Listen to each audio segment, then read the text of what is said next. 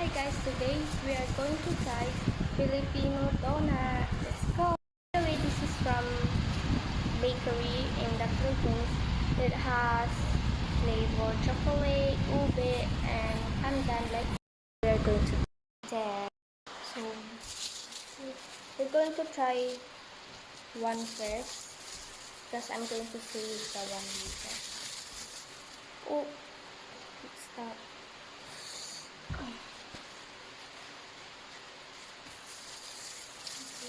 This is the filling.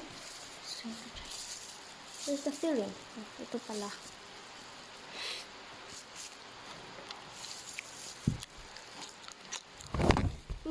Sorry guys.